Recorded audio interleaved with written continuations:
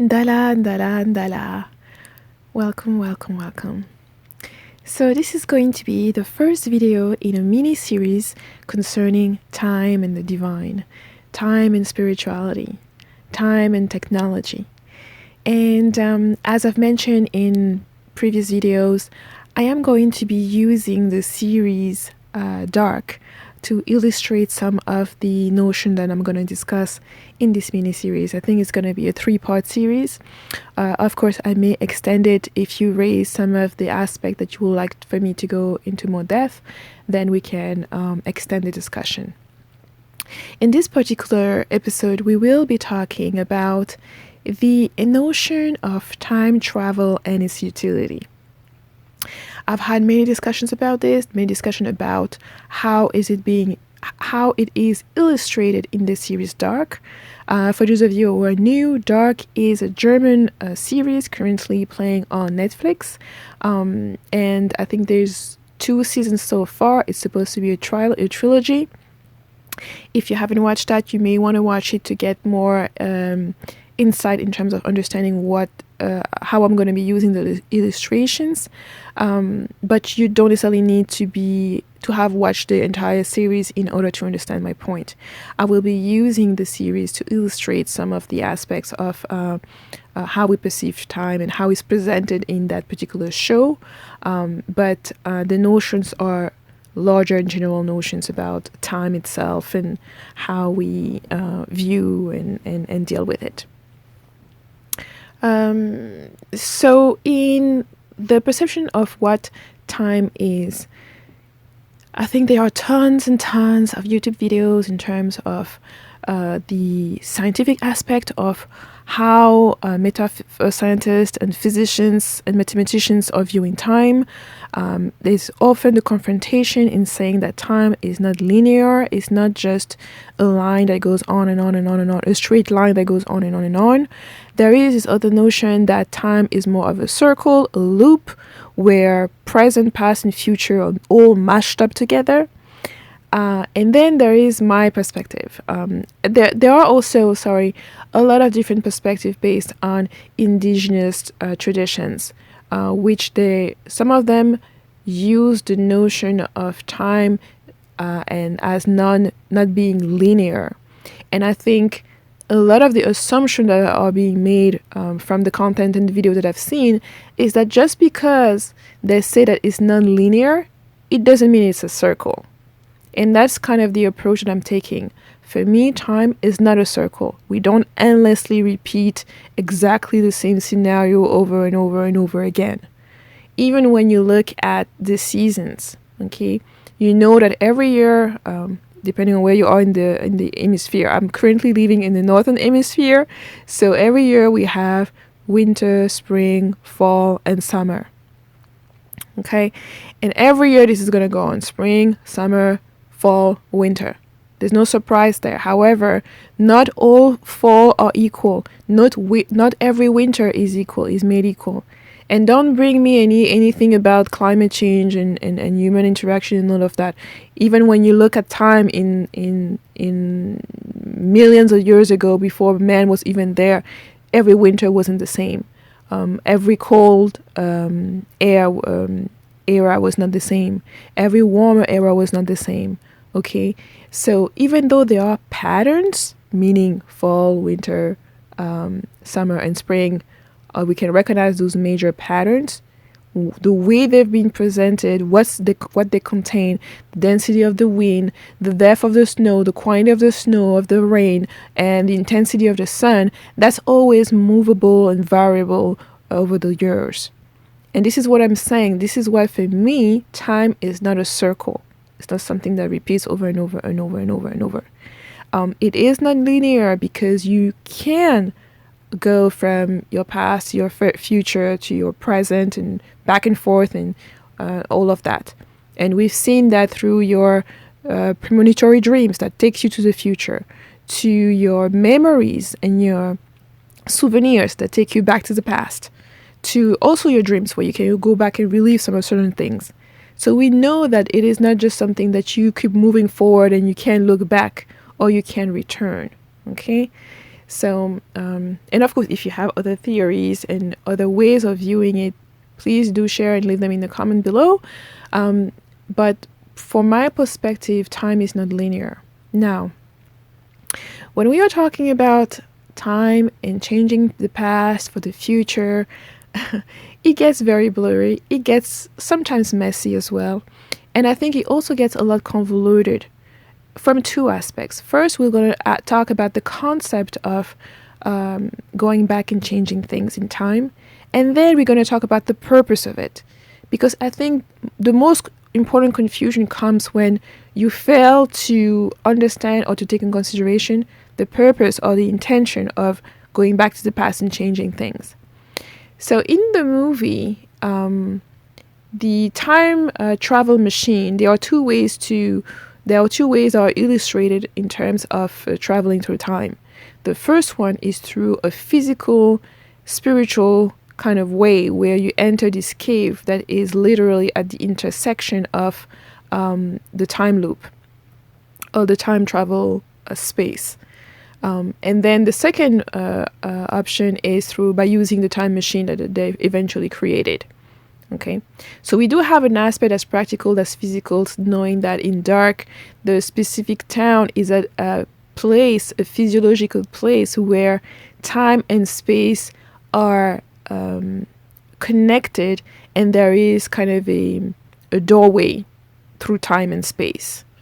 And this is not something that is too far-fetched, that is uncommon. We know, for example, that the pyramids in Egypt, the structure of the pyramids, the latitude and the exact location were made there because there's no other place in the world like that. So it's not surprising to see that there could be spaces in the world where the energy is specific, where you can do specific things. I've even mentioned this when I was referring to mineral kingdoms and part of Cameroon, where you do have some sites, some sacred sites where, some of the foreign religion or foreign concept or systems don't really work there. And so this idea that, you could have a doorway through time and space that can take you in the future or in the past, depending on when you access it and how you access it, is presented in the series.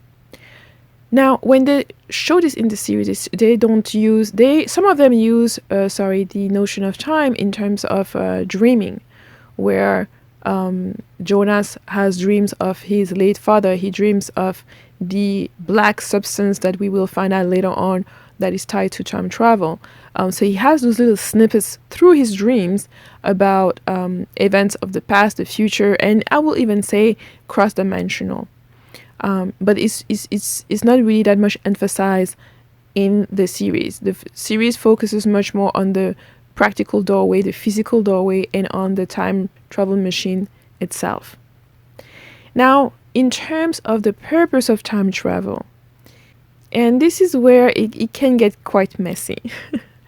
Most people, when they're talking about time traveling, while they will want to time travel, they will immediately refer to, correcting mistakes and making the world better and preventing certain horrible things from happening, which is all noble and grand, right?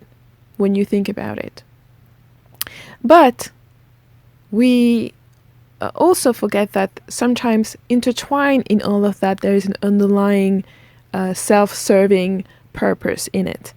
And this is, I think, well illustrated with in Dark, where initially we presented the character of Jonas, who's supposed to go back in time and fix things and make sure that the loop is closed, or finding a way out of the loop that is kind of keeping this particular town in a temporal and spatial space that is closed up.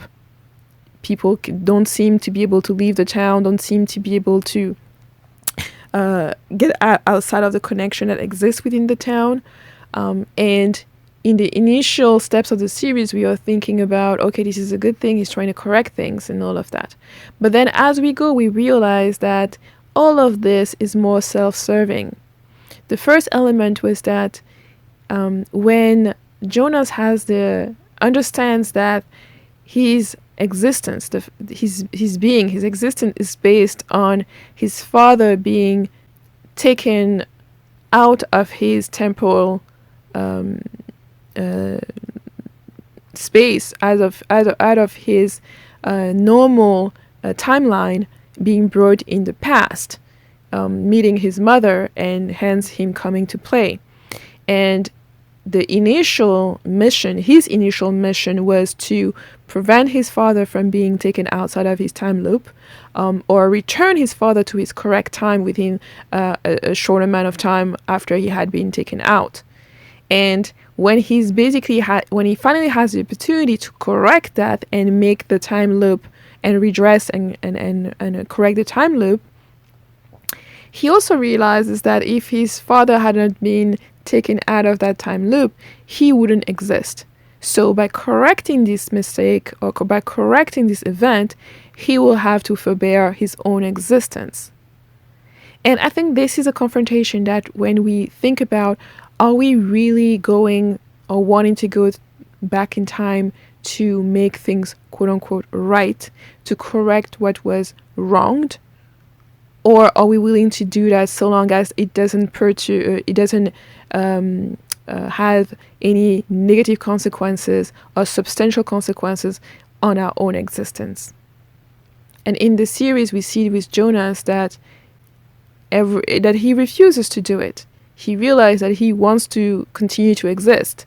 Of course, this is being justified by other means, by saying that, with his destiny, he's going to change certain things. So we can justify your existence. We can justify the wrong that had been done and you not correcting it based on the other thing you may accomplish in your life. And I think that's an important point to understand, that if you see that you have the opportunity to correct a wrong, but it will cause you to lose something you see as precious. It could be your life, in that matter, his own existence, but it could be something else that as precious. Maybe correcting what was done wrong, maybe you lose the love of your life, or you lose the job. By saying the truth, you may lose the promotion or what have you. Then you're faced with this dilemma, this moral dilemma in terms of doing the right thing or going for yourself. And that's going to become a personal choice. Of course, there's going to be a split. There's going to be people who are going to say, no, I'm going to do what's right for me, for myself. Then why would you even go back in time in the first place? And this is where the waters get murky with this character of Jonas, because once he refuses to do what is quote unquote right and correct the fact that his father was taken out of his timeline, we follow this character and we realize that this character is beyond self-serving. He wants to become the master of time. And we'll discuss this in another video in part 2, but it is to underline that once you start making those kind of choices where you justify your choices that place you above your morality, that place you above the things that you think are right, it can become, for some people, a slippery slope where you always pushing your morality bar lower and lower. So it has nothing to do with what society is telling you. It has nothing to do with what other people are telling you either, because in the position as illustrated with Jonas, he's the only one who knows this. In terms of his family doesn't know this until well later in the show. So at the time when he takes upon himself to go back and correct, he's the only one who knows that. He has no pressure of society. Nobody, when he didn't correct it, nobody knew he didn't do anything and he went back. So it means that it becomes an internal choice, an individual choice that has to be made. And that choice may determine whether you will yourself change the course of things in terms of your own morality, in terms of your perception of what is correct and what is incorrect, in terms of your perception of what needs to be done versus what you would like to do or what you would like to see being done. And I think this is a very important notion to say when you're thinking about, let me go back in time. I often ask people, what is your purpose? What is your intention going back? To do what? For what purpose? For what goal? And this is also ties in with the discussion we previously had about the Mandela Effect and people asking me questions about it, or being people discovering the Mandela Effect. For those of you who are not aware, the Mandela Effect is this phenomenon where people notice that certain words on certain books or documents or certain events that seem to have happened have been changed. An example that was the most shared and the most talked about was the fact that many people said that Nelson Mandela died back in the 80s and not in the 2000 and something. And so there are these discussions about whether this actually happened or whether it was changed thereafter. Other examples are tied to books where the spellings of certain titles of the books seem to have been changed, with having people who had the clear recollection how something was written, having item of it, and then looking back and seeing that the spelling has been changed. To me, these type of discussions are interesting because they are part of the spiritual discussions as well, and they may be certain things coming out of it that could be useful. However, I always underline that for me, the Mandela Effect is not a big deal. I'm not too much focused on it because it doesn't have an effect on my particular experience. That means for me, whether this book had this title spelled this way or that way, to me, it doesn't change much. It's not something that I'm going to be focusing my energy on, or researching. It's not something that is of my interest either. So those different things, whether Mandela died 10 years before they actually announced that he died, that did not change my own experience or my own perception. It didn't make a difference. The point is, now in 2019, he already transitioned. Now, whether you want to argue whether it was 5 years ago, 10 years ago, or whatever, for me, those are not things that I will spend my energy on, or that I will argue with other people.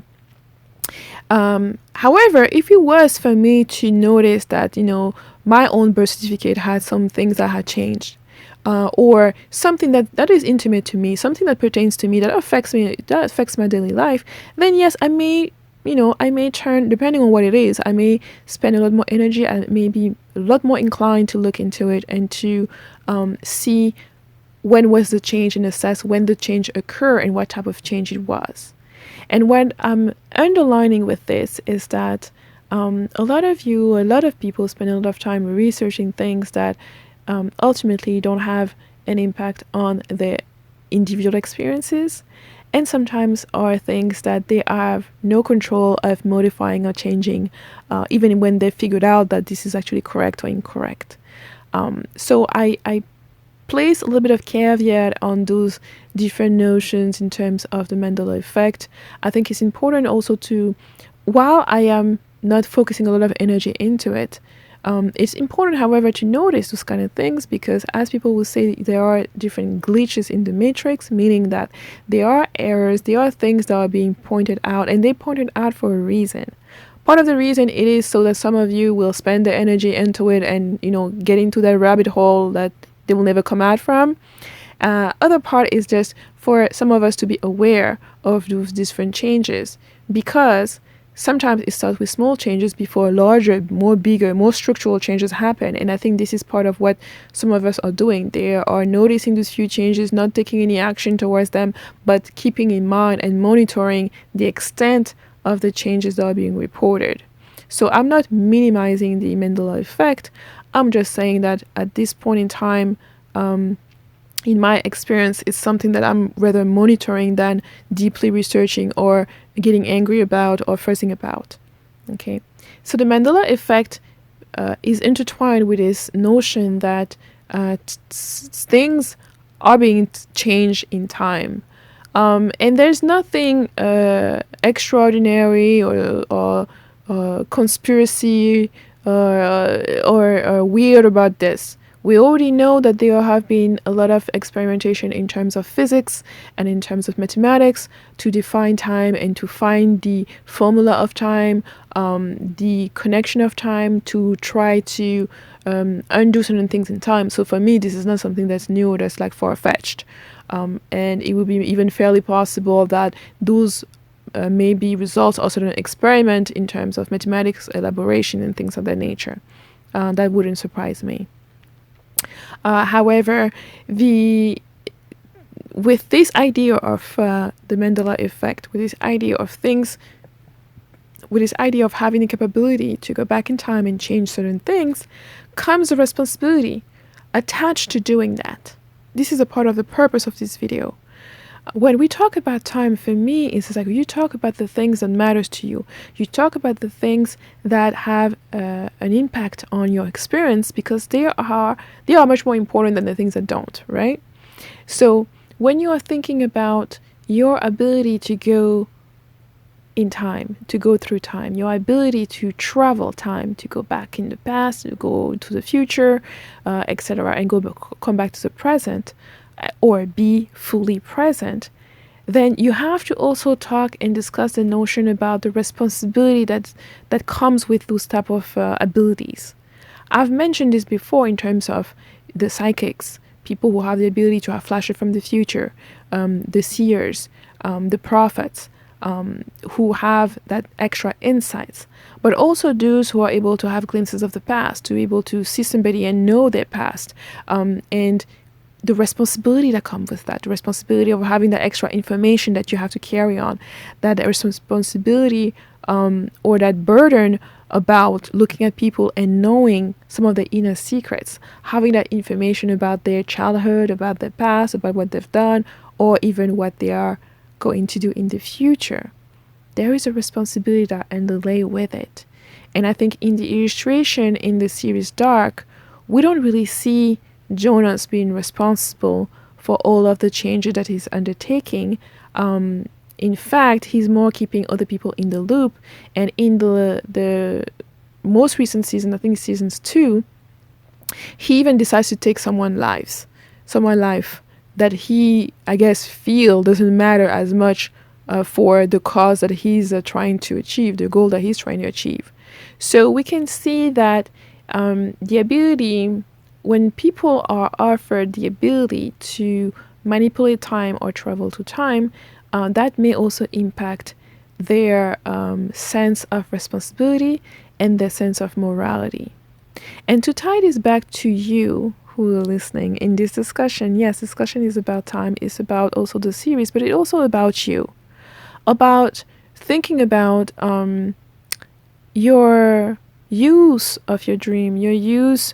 For those of you who have flashes, who have premonitory dreams or insights, even during meditation, having access to additional information.